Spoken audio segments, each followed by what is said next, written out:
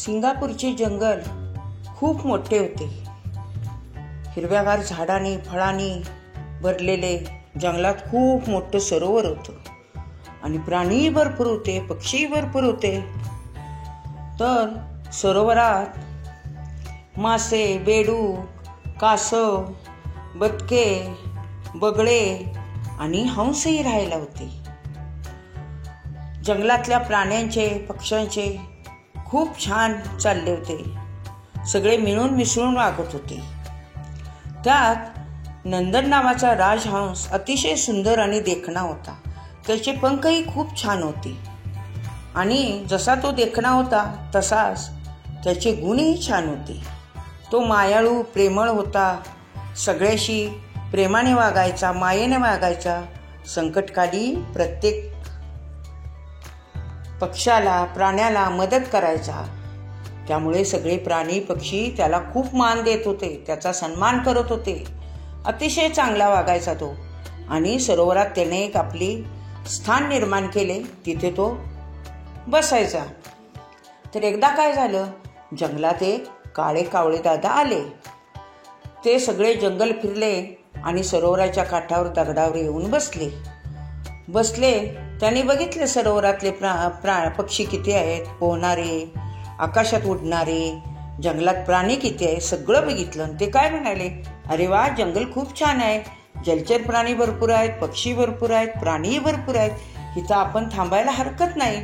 म्हणून ते थांबले जंगलात. आणि मग ते रोज काय करायचे, सरोवराच्या काठावर एक मोठा दगड होता, त्या दगडावर येऊन बसायचे आणि सरोवरातले पोहणारे पक्षी बघत बसायचे.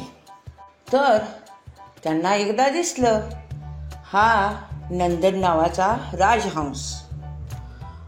मग ते काय म्हणाले, अरे किती छान आहे हा राजहंस, किती पांढरा शुभ्र आहे, पंख त्याचे किती छान आहेत.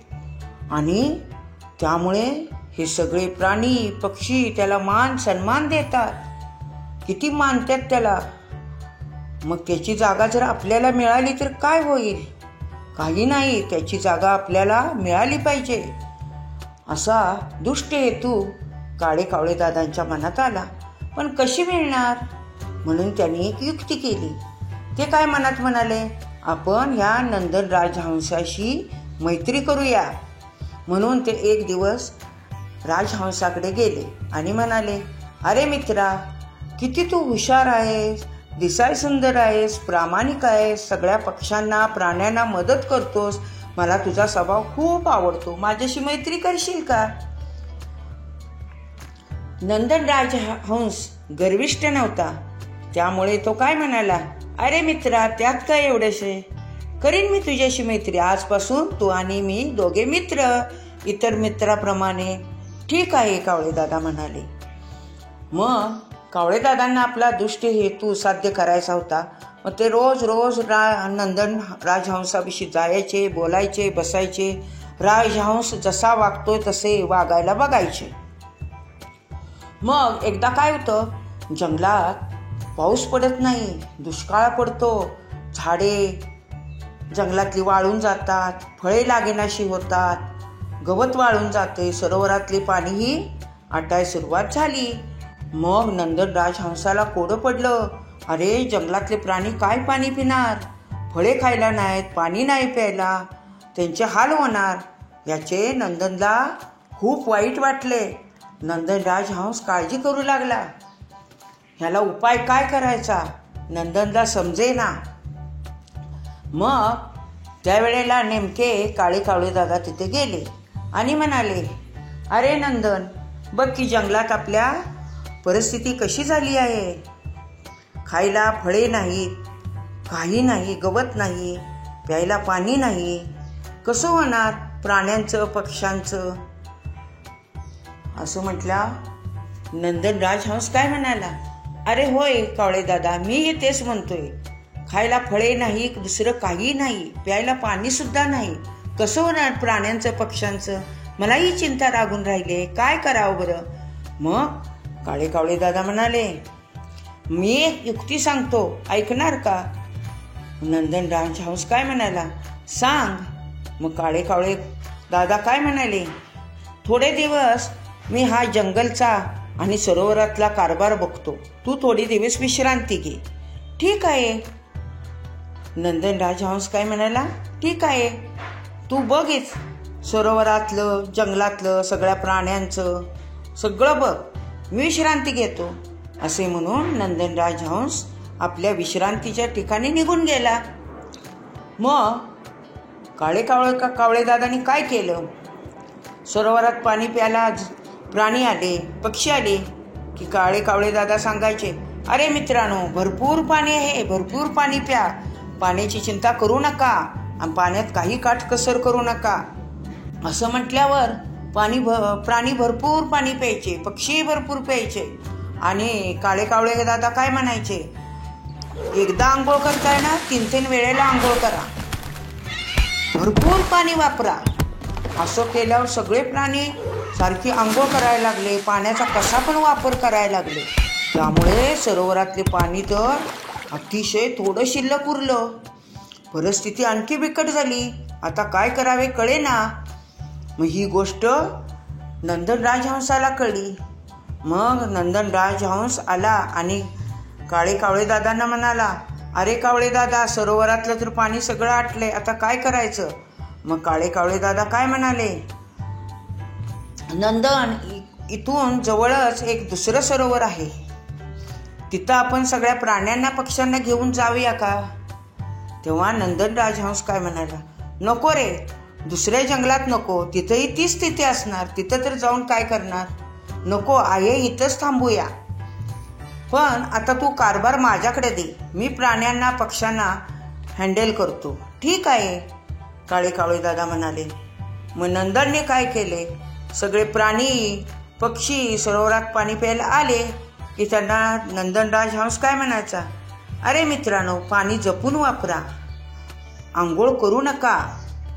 तुम्ही 3-3दा आंघोळ करताय तर आता एकदा सुद्धा आंघोळ करू नका, फक्त पाणी पिण्यासाठी वापरा. प्राण्यांनाही सांगत होता आणि पक्ष्यांनाही सांगत होता, पाण्याचा दुरुपयोग करू नका. आता दुष्काळ पडलाय, पाऊस पडेनासा झालाय, त्यामुळं आंघोळ न करता नुसतं पिण्यापुरतं पाणी वापरा, तर आपण जगू शकू. जीव राहिला आपला तर आपण जगू. त्यामुळं पिण्यासाठीच पाण्याचा वापर करा. असे सांगितल्यावर सगळे प्राणी, पक्षी नंदनची आज्ञा मानून पिण्यासाठीच फक्त वापर करू लागले. त्यामुळे फक्त पिण्यापुरते पाणी सरोवरात उरले आणि तेही पक्ष्यांच्या, प्राण्यांच्या पिण्यापुरते, त्यांचा जीव वाचण्यापुरता पाणी उरले. असं झाल्यावर मग काय झालं, राजहंस काय म्हणाला, पाण्याची बचत केली पाहिजे, आपल्याला आवश्यक तेवढंच पाणी वापरलं पाहिजे, विनाकारण त्याचा गैरवापर नाही झाला पाहिजे. असं सांगितलं. मग सगळ्या पक्ष्यांना, प्राण्यांना पाणी मिळू लागलं, त्यांचा जीव वाचला. थोड्याच दिवसात मग पाऊस पडला. पाऊस पडल्यावर मग जंगल हिरवेगार झाले, सरोवरातही पाणी भरपूर आले, सगळे प्राणी, पक्षी आनंदले. मग कावळे काकांना आपली चूक कळली आणि ते नंदन राजहंस जवळ जाऊन काय म्हणाले, मित्रा, मला माफ कर, पाणी अजून पुरलं असतं, पाऊस पडायच्या अगोदर सुद्धा पाणी पुरलं असतं, पण मी दुष्ट हेतू घेऊन मी प्राण्यांना, पक्ष्यांना मुद्दाम सांगितलं पाण्याचा गैरवापर करा, कारण मी दुष्ट हेतू घेऊन आलो होतो आणि तुझी जागा मला पाहिजे होती, म्हणून मी हे केलं, मला माफ कर. तुझी जागा कोणीही घेऊ शकत नाही. तुझे विचार, आचार सगळंच वेगळं आहे, वृत्ती तुझी चांगली आहे, भावना दुष्ट नाही. त्यामुळे मी दुष्ट हेतू घेऊन आला, पण परत तू आल्यामुळे परत आपल्या जंगलातल्या प्राण्यांचे, पक्ष्यांचे प्राण वाचले, मला माफ कर.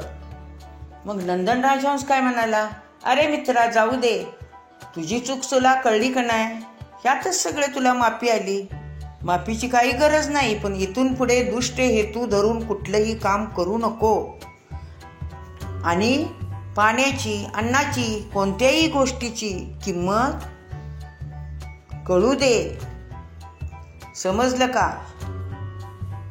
असे म्हणून नंदनराज हंस सरोवरात गेला. काळे कावळे दादा झाडावर गेले. हा व्हिडिओ आवडला असेल तर आपल्या आजीच्या गोष्टी चॅनलला लाईक करा, शेअर करा आणि सबस्क्राईब करा.